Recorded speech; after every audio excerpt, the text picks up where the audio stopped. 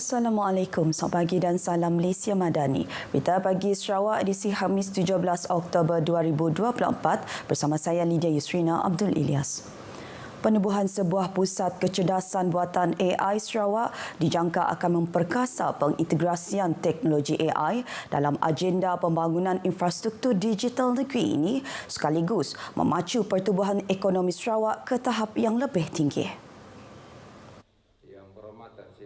Berucap merasmikan Persidangan Ekonomi Digital Antarabangsa Sarawak IDEX 2024 ke-7 di Kuching, Datuk Petinggi Tan Sri Abang Johari Tun Openg memberitahu inisiatif kerajaan negeri bersama rakan strategik yang akan mewujudkan ekosistem AI yang penting dalam memacu inovasi menjadikan Sarawak sebagai hub pendidikan dan pembangunan teknologi AI untuk sektor-sektor seperti pertanian, penjagaan kesihatan dan tenaga. Katanya, Sarawak juga akan melancarkan inisiatif pembangunan bakat AI untuk memupuk tenaga kerja mahir dalam bidang tersebut bagi memenuhi keperluan industri pada masa hadapan. Pada hari pertama IDEX 2024 yang berlangsung di Pusat Konvensyen Borneo Kuching, Premier menyaksikan pemeteraian dan pertukaran lebih 10 MOU dan MOA yang menekankan kerjasama strategik dalam agenda transformasi digital, kemampanan dan inovasi teknologi di Sarawak. Antara MOU utama yang dimeterai termasuk kerjasama antara Perbadanan Ekonomi Digital Sarawak SDEC dan Telekom Malaysia TM serta SDEC dan Power Plants Australia. Kerajaan Sarawak juga memeterai MOU dengan Jabatan Imigresen Malaysia bagi integrasi sistem pendekatan transformasi pekerja asing dan sistem imigresen Malaysia. Sementara itu, dalam perkembangan lain, Datuk Patinggi Abang Johari Tun Openg pada Rabu menyaksikan pelancaran di Manling, sebuah syarikat infrastruktur teknologi telekomunikasi yang berpangkalan di Sarawak. Majlis itu turut menyaksikan memorandum persefahaman MOU antara di Manling dan Integrated Access Communication Sdn Bhd IAC. MOU tersebut ditandatangani oleh Ketua Pegawai Eksekutif di Manling Connection Sdn Bhd Hanat Yusof dan Ketua Pegawai Eksekutif IAC Mustafa Mustajir. Dalam ucapannya, Hanat Yusof mengumumkan bahawa sebuah sekolah di Simunjan akan dilengkapi dengan bilik darjah digital dan internet menjelang akhir tahun ini di bawah projek Connectivity for Communities. Hanat Yusof menambah bilik darjah digital itu akan dilengkapi dengan peranti digital sama seperti yang telah dilaksanakan di sebuah sekolah di Miri sebelum ini. Sasaran utama projek ini adalah untuk menyediakan infrastruktur digital bagi menghubungkan komuniti serta menyokong pertumbuhan ekonomi di kawasan tersebut. Kementerian Pendidikan Tinggi bersedia memberi kerjasama kepada kerajaan negeri dalam membangunkan Fakulti Kejuruteraan Aeroangkasa di peringkat Institut Pengajian Tinggi IPT. Menteri Pendidikan Tinggi Datuk Sri Zamri Abdul Kadir menyatakan bahawa kementeriannya akan menyokong usaha ini untuk memastikan kelancaran pelaksanaan fakulti tersebut.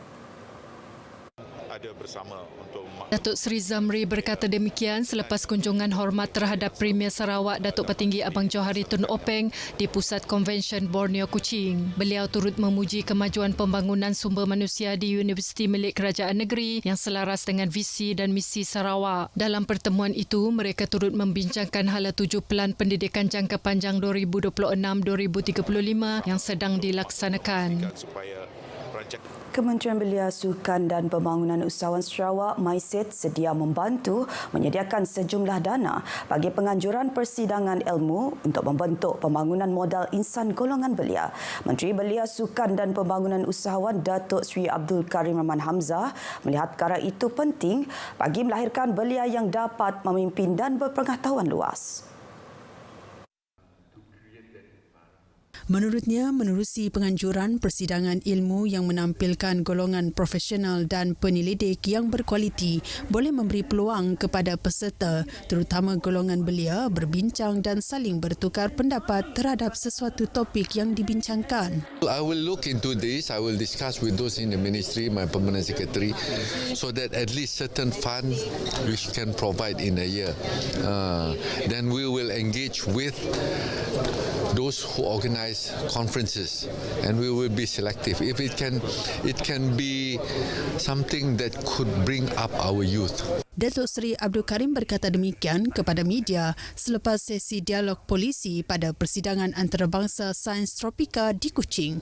Persidangan ini merupakan kerjasama antara Akademi Sains Malaysia, Tropical Science Foundation dan Universiti Malaysia Sarawak UNIMAS. Persidangan yang berlangsung selama 2 hari ini dihadiri oleh lebih 300 peserta dari 20 negara bertujuan meneroka penyelesaian dan strategi inovatif untuk pembangunan lestari.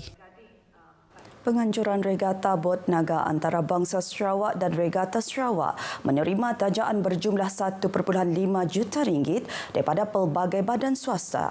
Menteri Pelancongan Industri Kreatif dan Seni Persembahan Sarawak, Datuk Seri Abdul Karim Rahman Hamzah, dalam satu sidang media berkata, acara tonggak kementeriannya itu turut diselitkan dengan Festival Gendang Sarawak, Festival Dapur Sarawak dan juga jualan kraf tangan dan tekstil.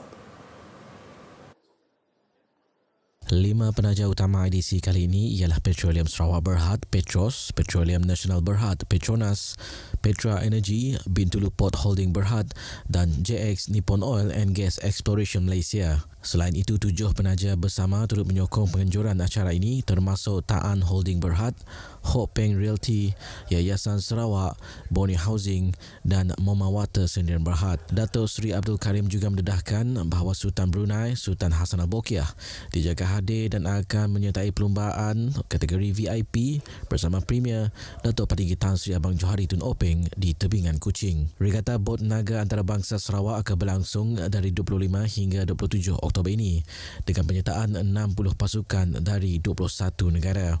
Sementara itu, Regata Sarawak dijadualkan pada 1 hingga 3 November yang akan disempurnakan oleh Yang di-Pertuan Negeri Sarawak Tun Pen Sri Dr. Wan Junaidi Tuanku Jaafar serta isteri Tok Puan Datuk Patinggi Fauziah Muhammad Sanusi. Bagi memudahkan penganjuran, beberapa laluan di kawasan tebingan Kuching akan ditutup kepada kenderaan awam bermula minggu ini kecuali untuk perkhidmatan e-hailing MyCar sebagai rakan penganjur. Sejumlah 203 pesara dan bekas polis kontijen Sarawak dianugerahkan Pingat Jasa Pahlawan Negara PJPN Siri 5 2024 di Dewan Chancellor Tun Abdul Taib Mahmud UTS Sibu. Menurut Pesuruhjaya Polis Sarawak Datuk Macha Atta, 121 pesara menerima sendiri pingat tersebut manakala 82 orang diwakili oleh waris masing-masing. Katanya majlis penganugerahan ini diadakan di Sibu untuk memudahkan pergerakan penerima yang kebanyakannya menetap di zon tengah Sarawak. Mendahului senarai penerima ialah bekas pegawai pemerintah Pasukan Gerakan Am Batalion 12 Miri, Asisten Komisioner Bersara Fauzi Sadi Diol yang kini berusia 73 tahun. Dalam pada itu, Datuk Manca memberitahu masih terdapat 1,218 pesara dan bekas polis kontingen Sarawak yang layak menerima pingat ini, namun sebahagiannya menolak kerana kekangan kesihatan dan sebab lain. Bagi mereka yang tidak dapat hadir, penganugerahan akan dilakukan tanpa majlis istiadat. Setakat ini, Polis Kontingen Sarawak telah mengadakan 17 siri majlis istiadat penganugerahan PJPN dan 5 siri tanpa majlis istiadat sejak tahun 2014. Polis Kontingen Sarawak akan menurunkan kuasa kepada Ketua Polis Daerah untuk menyampaikan pingat kepada penerima di kawasan masing-masing atau di rumah penerima selaras dengan arahan Pengarah Pengurusan Polis Diraja Malaysia PDRM Bukit Aman bertarikh 22 Julai 2021. Pingat Jasa Pahlawan Negara diberikan sebagai penghargaan kepada anggota PDRM yang berkhidmat semasa era darurat dan insurgensi komunis bagi menghargai jasa mereka dalam mempertahankan negara. Berita pagi Sarawak berakhir di sini. Dari sungai hingga segara, Palestin pasti merdeka. Ikuti Stadium RTM selepas ini untuk perkembangan sukan tanah air dan antarabangsa.